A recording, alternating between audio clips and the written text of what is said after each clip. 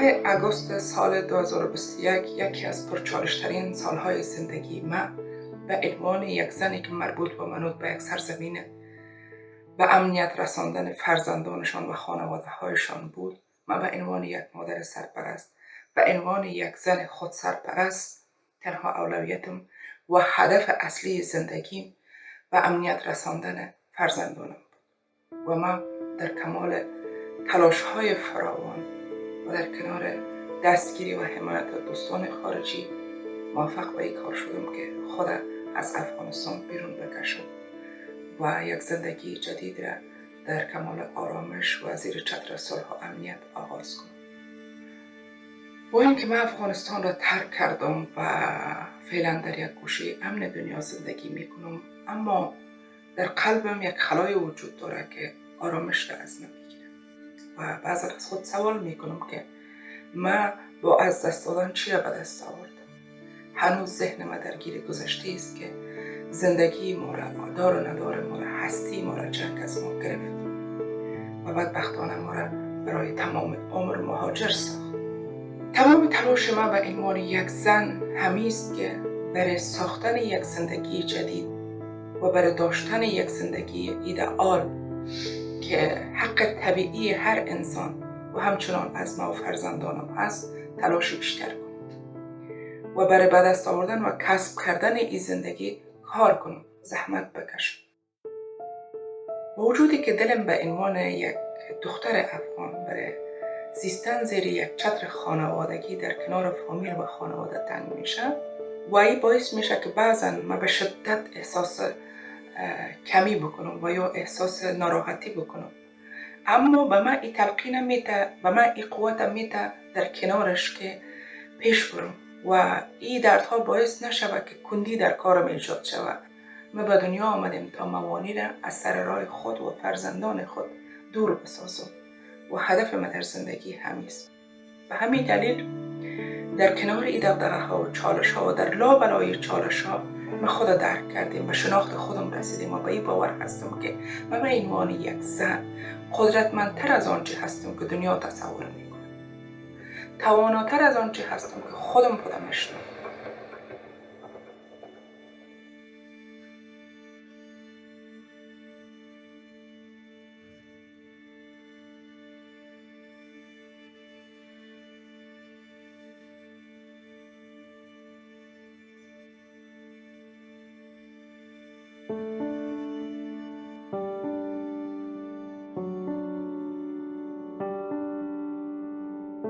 Kızımla beraber Fransa'dan tek başıma pozitif bir hayat kurabilmek yolunda ekonomik, sosyal ve kültürel açıdan birçok zorlukla karşılaşmıştım. Uzun yıllara dayanan eğitimim ve deneyimime rağmen Avrupa'da yaşayan bir Türk olarak kendimi adeta sınıf düşmüş bulduğumdan dolayı daha çok çaba sarf etmem gerektiğini anlamıştım. Bir kadın, bir anne ve Avrupalı olmayan bir ülkeden Avrupa'ya gelen bir göçmen olarak bana bir süredir eşlik eden yetersizlik duygusuyla yüzleşip onu dönüştürmem gerekiyordu. Bir gün bu küçük savaşçı kadın nesnesi beni buluverdi ve bir kadın olarak gücümü bana hatırlatmak üzere yolumda bana eşlik etmeye başladı. Önüme çıkan engelleri ve en büyük korkularımı bazen sadece küçücük bebek adımlarıyla teker teker aşarken kadınlar tarafından desteklendiğimi hissediyordum. Kadın atalarım, kız kardeşlerim, teyzelerim, tanıdığım ve tanımadığım kadınlardı bunlar. Türkiye'de her yerde gördüğümüz uğursuzluklara karşı bizleri koruduğuna inanılan nazarlığa Türkiye'de yaşarken çok da inanmazdım doğrusu. Ancak köklerimden uzakta yaşarken daha farklı, daha derin bir anlam hissetmeye başladım bu objeye karşı. Bana karşı değil, benim için çalışan, benden daha büyük, belki ilahi bir dizilme olan bağımı hatırlattığı için yanımda taşımaya başladım bu nazarlığı. Tıpkı Amazonları çağrıştıran savaşçı kadın figürü gibi.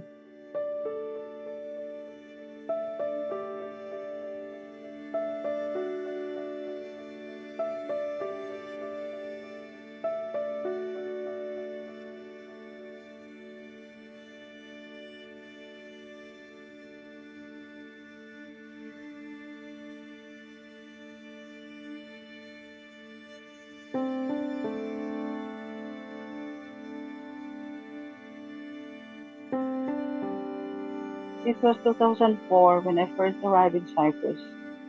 I got the job as a maid with the help of the agent. Several Filipino women traveled outside the country for this job. And not only Filipinos though, there are Sri Lankan, Indian, Vietnamese, and Nepalese as well. We work 6 days a week, often for very long hours, in exchange for boarding and barely minimum of €400. But many women make only half of the minimum wage. We face sexual harassment or sometimes physical abuse in the house, which is also our workplace. In such situations, the only option for us is to find a different employer because maids are not protected under the labor law. We are not designed to fit in the system to get protection. As if things were not difficult for migrant women, the serial killer targeted and killed 5 women and 2 girls. 3 of them were domestic workers from my home country, the Philippines. The first victim was found dead by tourists taking pictures in an abandoned mine shaft April of 2019. And in July, the daughter of one of the maids, the last victim, 6-year-old girl, was found dead in a lake. Though the killer was arrested, this event has caused such panic in our mind, and I worry about my daughter the most. Many mothers often leave their home so they can take care of their family and children. But the misogyny we face is huge, and racism is very rampant. Now, with the added fear of being murdered, our everyday life is so overwhelming. The whole system is built to keep us isolated, vulnerable, and excluded. This needs to stop.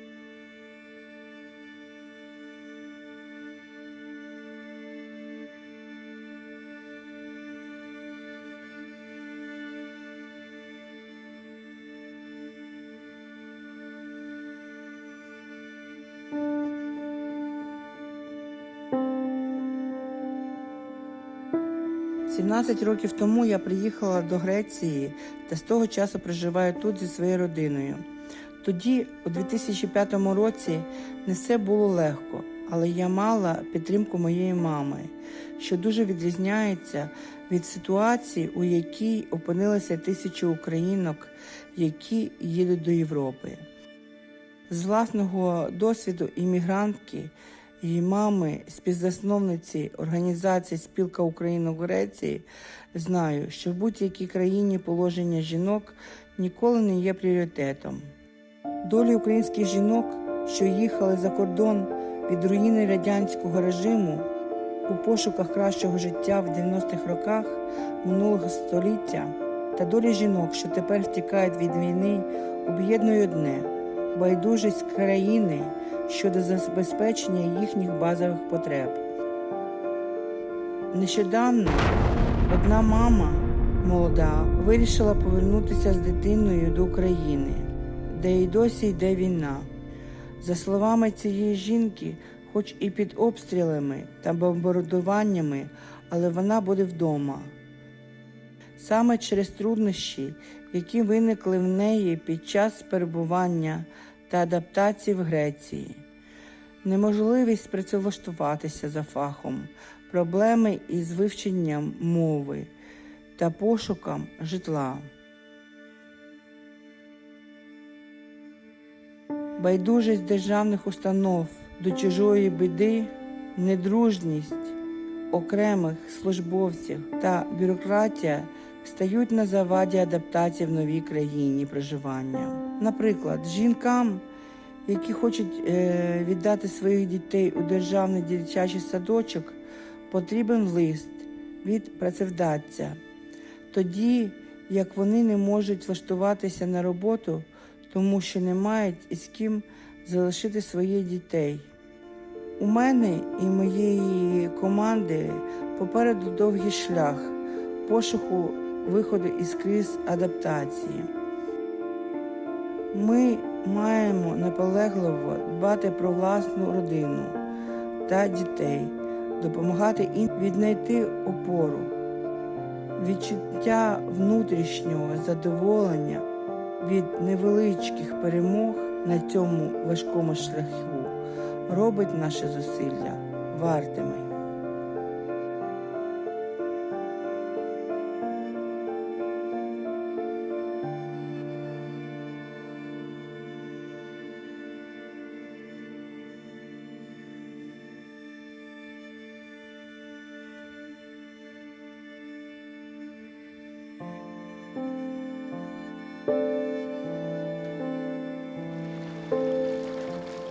My name is Leila and I am from Somalia.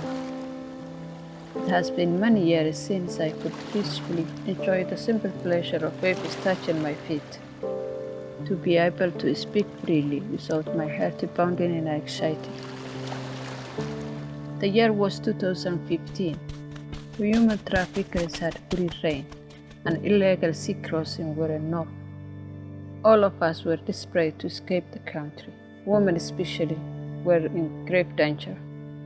In the process of my escape from Somalia, I was bought and sold by men across 3 countries, changing owners 5 times before finally ending up in Libya, the ultimate hub of trading and trafficking humans. We escaped a warehouse where thousands of Somalis have been imprisoned. At the warehouse, the smugglers would smack some of the women on the backside with a stick. Later at night, the men would come back, take them to another room and rape them. We have heard stories that tens of thousands of migrants and refugees have died trying to cross the Mediterranean from Libya to reach Europe, but it was a risk I had to take. The last time I was on shore was the night I took a dangerous journey on a boat, desperate to find a refuge in Europe. If I close my eyes, I relive my ordeal over and over again. I am grateful that nightmare is behind me and I am trying to find my place in this new unfamiliar country. I miss my home so much and I think about it a lot, but I want my daughters to have a better life than I did. There are too many issues and obstacles that migrant mothers face in Europe. First, and the most important one, is the childcare. Migrant mothers are not able to participate fully in society and to exercise their rights unless they have childcare provision at a state level or at a private level. In any case, all migrant mothers need to have a choice of a childcare provider who can take care of their children while they're outside of their households. Otherwise, women are locked at home. When women, for example, become fired from their work for becoming pregnant, this is a sex discrimination in the European law. Nevertheless, right now in the European Union, a lot of domestic workers, most of whom are mothers, cannot exercise their right to maternity leave and maternity benefits. And this is because they're migrants. Another very important issue is male violence against women. Migrant mothers are women, and like all women, they can be and very often are victims of male violence. This violence is often perpetrated by their very close partners, their husbands, sometimes other members of the family, sometimes members of the extended community, and very often it becomes manifested in the institutional violence. Another huge issue is racism, including institutional racism. Sometimes when women send their CVs, the employers would not even look at their applications because they're not European and because they may be from a background that this particular employer does not want to have in their office. Another big issue is access of migrant mothers to health services. Maternity care when women are pregnant. It can be the care of other essential health needs. It also includes the mental health care. And a lot of women who are already the victims of discrimination and violence suffer long-term traumatic consequences, and accessing the mental health support is absolutely crucial for these women.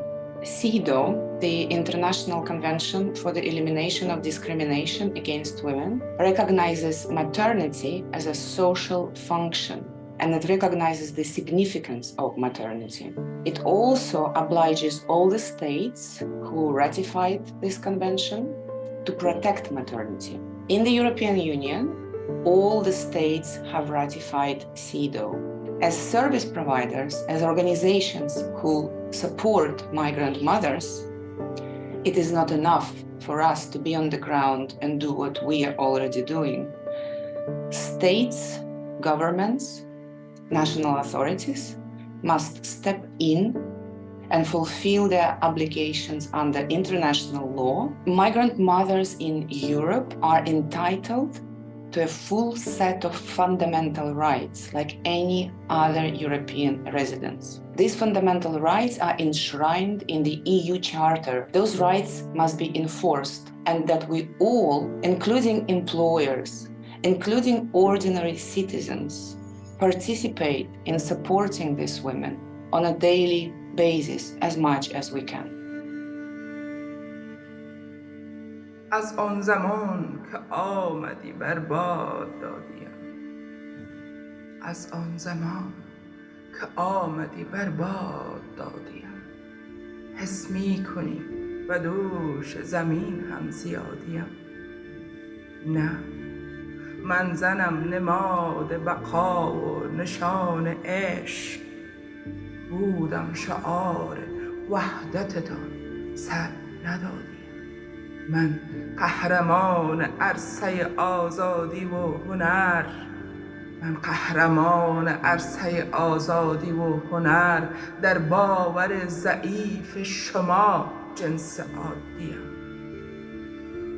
بارم و دوش بستر من پشت مرزها، من زخم‌های مشترک این مبادیم.